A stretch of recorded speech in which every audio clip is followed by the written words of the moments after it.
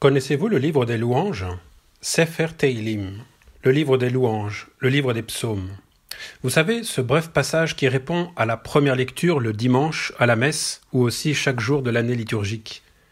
Les psaumes sont un trésor, mieux connu aujourd'hui certes de la majorité des fidèles, mais encore trop sous-estimé et réduit à quelques citations liturgiques. Pourtant, quelle richesse, quel océan!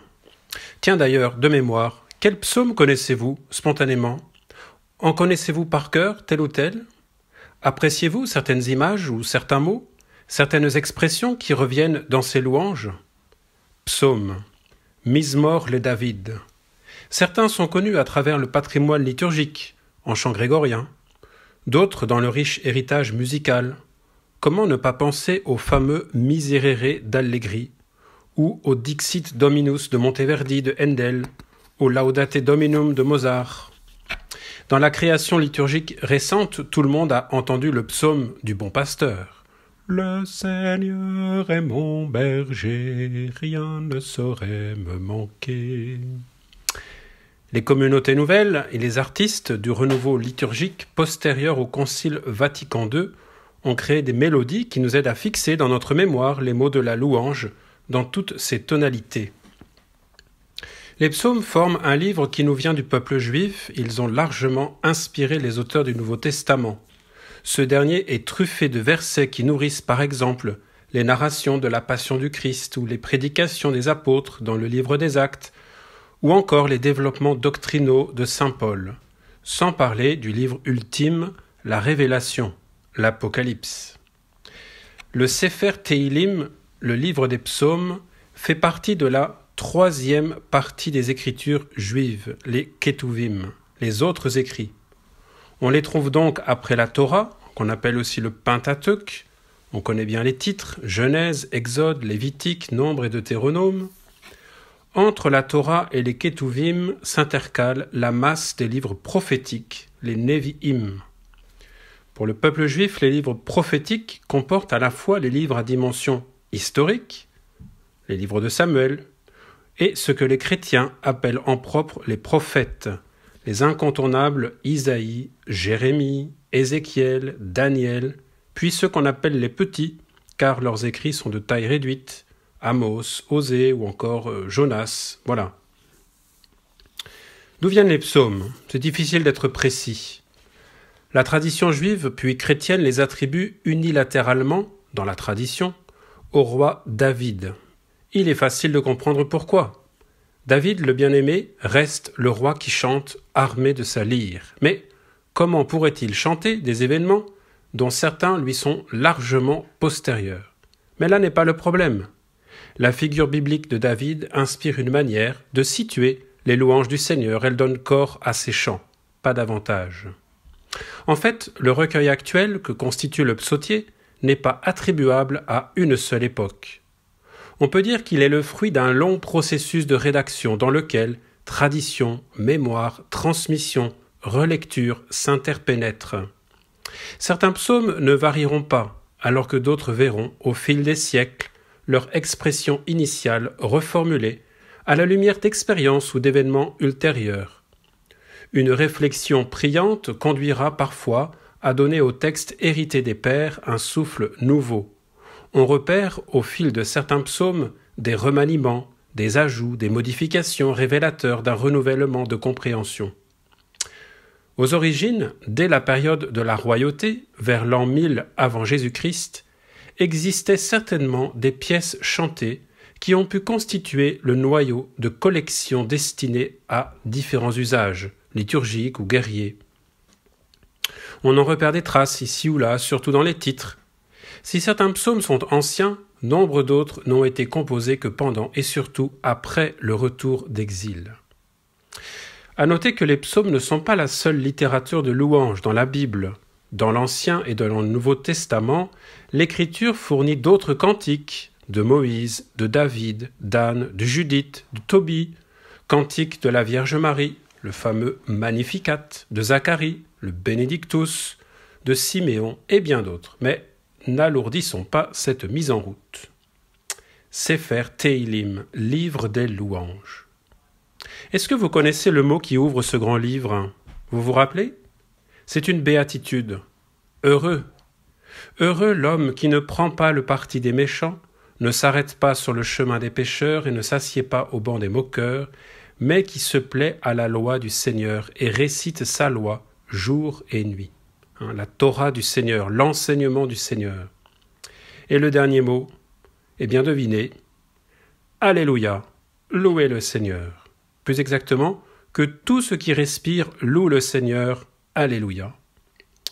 Entre l'alpha, qui se dit donc heureux dans ce livre, et l'oméga, qui se dit Alléluia, c'est un itinéraire long, un long voyage structuré de 150 textes, 150 psaumes. Comme plusieurs ensembles de la Bible, le livre est composé de 5 parties, qui se terminent chacune par une bénédiction, un Amen qui assure une transition. Mais ce découpage en 5 livres n'est pas si marquant que cela. Chaque psaume reçoit un chiffre, et là, vous savez, c'est compliqué. Entre les Hébreux, les Grecs et les Latins, c'est à y perdre ses mathématiques. Quand on donne le numéro d'un psaume, il faut toujours vérifier de quelle version il s'agit. Le mieux semble de se référer aux éditions récentes de la Bible qui reprennent la numérotation juive. Le familier des psaumes a repéré qu'il y a des prières individuelles et des prières collectives, des appels au secours et des actions de grâce, des cantiques de Sion et des fresques historiques. On trouve aussi des extraits de liturgie comme l'entrée au temple dans le psaume 24, le mariage de la reine au psaume 45 ou l'intronisation du roi au psaume 110. Celui qui parcourt le livre, du premier psaume au dernier, se rend compte assez vite, enfin, il faut du temps pour lire tout le psautier, que le voyage passe par différents paysages. Vers le psaume 95, par exemple, ce sont les psaumes du règne, qui commencent presque tous par « Chantez au Seigneur un chant nouveau ». Les psaumes 113 à 118 forment un autre ensemble, qui chante la victoire du Seigneur dans l'Exode. Les psaumes 120 à 134 forment comme un espèce de carnet de pèlerinage pour monter à Jérusalem. Et puis les 3 ou 4 derniers psaumes sont une unique louange de toute la création vers le Seigneur. Certains psaumes sont très courts, si faciles à connaître par cœur. Je cite les 2 plus courts. Le 131. « Seigneur, mon cœur est sans prétention. Mes yeux n'ont pas visé trop haut. Je n'ai pas poursuivi ces grandeurs, ces merveilles qui me dépassent. Au contraire, mes désirs se sont calmés et se sont tus comme un enfant sur sa mère. Mes désirs sont pareils à cet enfant. Israël, mets ton espoir dans le Seigneur dès maintenant et pour toujours. » Et encore plus court, le 116. « Nations, louez tous le Seigneur. Peuple, glorifiez-le tous, car sa fidélité nous dépasse et la loyauté du Seigneur est pour toujours. Alléluia. » En fait, vous le connaissez bien, mais dans la traduction liturgique, car pour les psaumes, comme pour tout texte biblique, se pose la question de la traduction. Voici donc le texte français plus connu. « Louez Dieu tous les peuples, fêtez sa grande gloire. Oui, notre Dieu nous aime, son amour est fidèle. Alléluia. »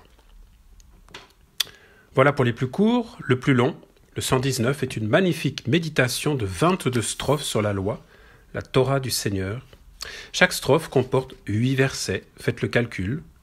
Le chantre égrène le bonheur de suivre les commandements du Seigneur, ses décrets, ses paroles. Ce qui déroute peut-être, ou ce qui peut toucher dans les psaumes, c'est le foisonnement des images. Les créatures sont innombrables, tout le cosmos est là. Le bestiaire des psaumes est riche avec ses lions, ses buffles, ses chiens, ses chamois, ses grenouilles, ses sauterelles, sans oublier l'hirondelle, l'aigle ou la colombe.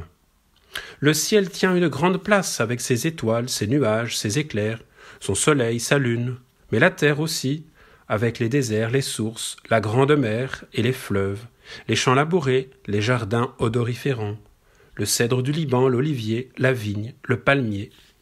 Et dans certains cas, un atlas n'est pas inutile pour mieux comprendre. Il n'y en a pas que pour les yeux ou pour le nez, les oreilles sont sollicitées. On entend résonner la trompette, le cor, les flûtes. Le chanteur tient en main sa harpe ou sa cithare, les cymbales retentissent, sans parler du tonnerre ou du tremblement de terre. et surtout, voici l'essentiel. Ce qui explique la présence des psaumes dans la Bible juive puis la Bible chrétienne et dans les liturgies de ces deux traditions.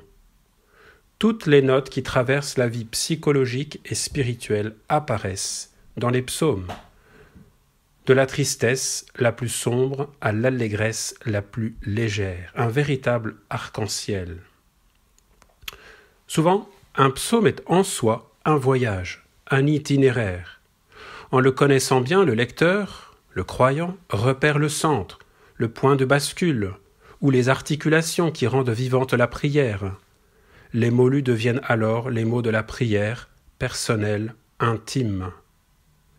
En reprenant des images tirées de l'expérience du départ en exil à Babylone, ou du retour à Jérusalem, de la sortie d'Égypte, de la marche au désert, ou des combats pour entrer en terre promise ou de la vie paisible en Palestine, le lecteur, le chantre, trouve des mots qui nourrissent sa prière et qui le conduisent sur un chemin de reconnaissance, d'espérance, de conversion, de partage. Avec les psaumes, les croyants et les chercheurs méditent, se purifient, se laissent toucher. L'adoration du Dieu un progresse sans s'isoler loin des frères et sœurs en humanité. Pour un disciple du Christ, ou tout simplement un homme, une femme lambda, certains passages sont choquants, obscurs, repoussants. D'autres paraissent dépassés. Il ne faut pas s'en étonner. L'Évangile, le Nouveau Testament, offre alors des ressources pour relire d'une manière acceptable certains versets en oubliant la violence, la terreur, pour garder ce qui fait grandir, ce qui unit, ce qui construit. Voilà, je pourrais encore parler longtemps. Dans les semaines à venir de ce carême 2022, je tâcherai de dire quelques mots sur le psaume du dimanche. Faisons de ces moments des temps de communion, de marche ensemble, synodale, sur la route du carême. De passage en passage, nous sommes tournés vers Pâques. Maintenant, chers amis, pourquoi ne pas laisser remonter dans votre mémoire, dans votre cœur, au sens biblique si fort de ce mot, laissez remonter un verset, une image, peut-être un psaume entier qui vous parle, qui vous nourrit. Récitez-le, mâchez-le longuement, laissez-le vous parler, et surtout laissez Dieu parler en vous avec les mots que, nous le croyons, il a inspirés. Bonne route et bon carême.